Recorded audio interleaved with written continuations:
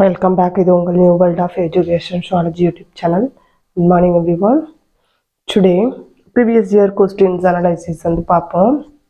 இது both UGTRB questionsலையும் வந்திருக்கு and PGTRB questionsலையும் இந்த questions எல்லாம் வந்திருக்கு. ஸோ அதனால தான் இன்னைக்கு வந்து அதை அனலைஸ் பண்ணுறோம்.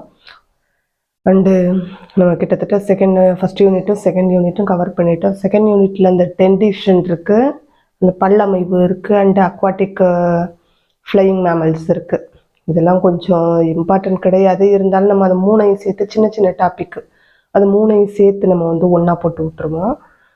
அண்டு மைக்ராஸ்கோப் கேட்டிருந்தீங்க, அது நெக்ஸ்ட்டு நம்ம பார்க்க போகிற தேர்ட் யூனிட்டில் வந்து ஃபஸ்ட்டாக வர்றதே மைக்ராஸ்கோப் தான் இருக்குது. ஸோ தேர்ட் யூனிட்டையும் ஃபுல்லாக கவர் பண்ணிடுவோம்.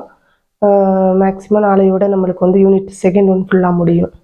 நம்ம அந்த ஃப்ளையிங் மேமல்ஸை டென்டிஷனை முடிச்சு விட்டோம்னா செகண்ட் யூனிட் முடியுது.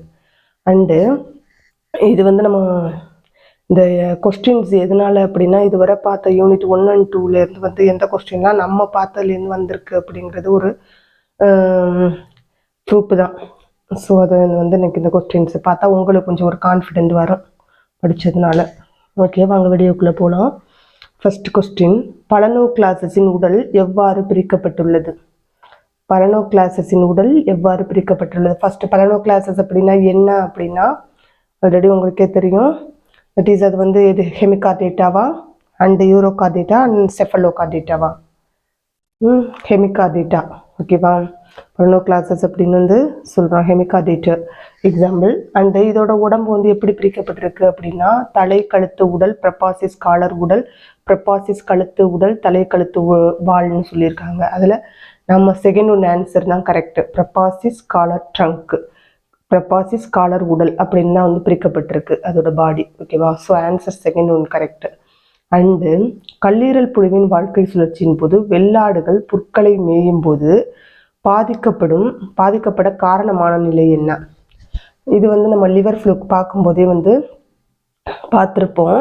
அதில் அந்த ஸ்டேஜஸ் வந்து இருக்கும் அப்படின்னு சொல்லிட்டு ஒவ்வொரு ஸ்டேஜஸ்ன்னு சொல்லியிருப்போம். அதில் அந்த மெட்டாசெர்கேரியா நிலை அப்படிங்கிறது தான் என்ன செய்யும் அப்படின்னா வந்து வெள்ளாடுகளை போய் அஃபெக்ட் பண்ணும். ஓகேவா? அந்த வீடியோஸை நீங்கள் பார்த்தீங்கன்னா தெரியும். இந்த ஸ்டேஜஸ்லேருந்து கண்டிப்பாக ஒரு கொஸ்டின் வரும்னு சொல்லியிருந்தேன். இது என்னென்னா, அந்த வெள்ளாடுகளை பாதிக்கக்கூடிய நிலை எது அப்படின்னா மெட்டாசெர்கேரியா நிலை. அண்ட் அதோட ஷேப்லேருந்து கொஸ்டின்ஸ் வரலாம். ஸோ அந்த வீடியோ பார்க்கலன்னா பார்த்துருங்க. அண்டு தேர்ட் ஒன், முத்திரை கணையாளி நிலை அப்படின்னு சொன்னால் சிக்னட் ரிங் ஸ்டேஜ் அப்படின்னு வந்து பிளாஸ்மோடியத்தோட லைஃப் சைக்கிளில் சொல்லியிருப்போம். அதில் அந்த பிளாஸ்மோடியத்தோட லைஃப் சைக்கிளில் சொல்லும்போது சொல்லியிருப்பேன். அதில் பார்த்தோன்னா நம்மளுக்கு ஸ்டேஜஸ் நிறையா இருக்கும். முன் எரித்ரோசைட்டிக்கு சிங்காமி நிலையா கேமிட்டோகோனி நிலையா அப்படின்னு கேட்டுருக்காங்க. ஸோ அந்த முத்திரை மோதிர நிலை அப்படின்னா அந்த ரோஜா பூ இதழ் மாதிரி என்ன செய்யும் அப்படின்னா ஒரு ரிங் ஷேப்பில் காணப்படும் அப்படின்னு சொல்லியிருப்போம். அது வந்து எதுலன்னா ஆர்பிசியில் எரித்ரோசைட்டிக் நிலையில் தான் காணப்படும். ஓகேவா? அப்போ ஆன்சர் வந்து பி தான் வந்து கரெக்ட் ஆப்ஷன். அண்டு இந்த பிளாஸ்மோடியத்தோட அந்த டாபிக்லேருந்து கொஸ்டின் வரணும் அப்படின்னா கண்டிப்பாக இந்த முத்திரை முதிரை நிலை அண்ட் அதோட ஸ்டேஜஸ் லைஃப் சைக்கிள் ஸ்டேஜஸ்லேருந்து கண்டிப்பாக வரும். அண்ட் ஃபைண்ட் அவுட் பண்ணவங்க இருப்பாங்களா, டிஸ்கவர் பண்ண அவங்களுக்கு ரிலேட்டடாகவும் கொஸ்டின் வரும். அதை நல்லா நீங்கள் பார்த்துக்கோங்க. And fourth one, rhabditiform larva எந்த உயிரினத்தின் லார்வா? ராஃப்டிடிஃபார்ம் லார்வாங்கிறது எந்த உயிரினத்தினோட லார்வா அப்படின்னு கேட்குறாங்க. ஆங்கைலோஸ்டோமா, அஸ்காரிஸ், உச்சரிரியா, ட்ரைச்சியூரஸ். ஆங்கைலோஸ்டோமா, அஸ்காரிஸ், உச்சரிரியா, ட்ரைச்சியூரஸ். இதில் வந்து ராப்டிடிஃபார்ம் லார்வா அப்படின்னாலே உங்களுக்கு ஆன்சர் தெரிஞ்சிருக்கும். Second one ascaris. அண்டு ஆம்ஃபியாக்சிஸின் முன்முனை, அதோட உடம்போட முன்முனையில் ஒன்று நீட்டிக்கிட்டு இருக்கோம் அப்படின்னு சொல்லி இருந்திருக்கேன். அது என்ன அப்படிங்கிறாங்க. உணர்நீட்சியா, நீலிலையா, குச்சிலையா, ரோஸ்ட்ரமா அப்படின்னு சொல்லிட்டு. ஸோ ஆன்சர் வந்து ரோஸ்ட்ரம் தான். முள் மாதிரி கூரான முனை மாதிரி நீட்டிக்கிட்டு இருக்கோம், அந்த பேர் வந்து முள், ரோஸ்ட்ரம்னு சொல்லுவோம். So answer fourth one. And sixth one பார்த்தோம்னா, யூரோஃபைசியல் சுரப்பி காணப்படும் உயிரினம் எது? இது நம்ம ஆல்ரெடி வந்து நடத்தினது தான். மீன், பறவை, இருவாழ்வி, ஊர்வன. இதில் எதுன்னா யூரோஃபைசியஸ் அப்படிங்கிறது வந்து யூரோஃபைசியல் கிளாண்ட் வந்து டெய்லில் ப்ரெசென்ட் ஆகிருக்கும்னு சொல்லியிருக்கோம். வாலடி சுரப்பிகள் தான் பேர் தமிழில். ஸோ பறவைகளில் வந்து ப்ரெசென்ட் ஆகிருக்கு. ஓகேவா? அது நம்ம நடத்தினது தான்.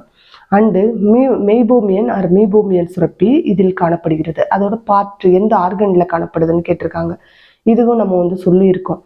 காது அண்ட் வால் அண்ட் கண்ணிமை முடின்னு. நம்ம இதில் சொல்லும்போது நம்ம கொஞ்சம் டிஃப்ரென்ஷியேட் பண்ணணும் அப்படின்னா, காதுன்னா நம்மளுக்கு வந்து என்ன டிம்பேனிக் மெம்பரின் அதுதான் சொல்லுவோம். காதுன்னா கேட்குறதுக்கு ரிலேட்டடாக வர்றது டிம்பேனம்னு சொல்லுவோம்.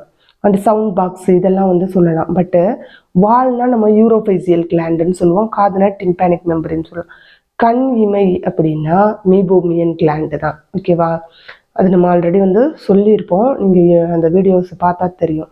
ஸோ மீபோமியன் சுரப்பி எதில் காணப்படுகிறது அப்படின்னா கண் இமை. அண்டு யூரோஃபேசியல் சுரப்பி காணப்பட்ட முதுகுநான் உள்ள உயிரினம் எது? அதே கொஸ்டினை திரும்ப இப்படி கேட்டிருக்காங்க. கொஞ்சம் முதுகுநானை இன்செர்ட் பண்ணி எப்படி கேட்டாலும் யூரோஃபேசியல் கிளான் அப்படின்னாலே நம்மளுக்கு பறவை தான் ஞாபகத்துக்கு வரணும்.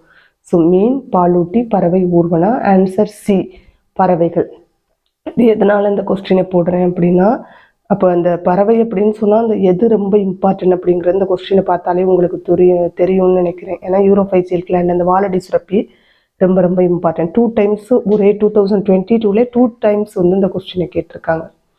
ஸோ இது வந்து நம்ம யூனிட் 1 and 2 வந்து 2022 கேட்ட கொஸ்டின்ஸ் தான் இப்போ வந்து நான் ப்ரீவியஸ் இயர் கொஸ்டினை வந்து எடுத்து வந்தேன்.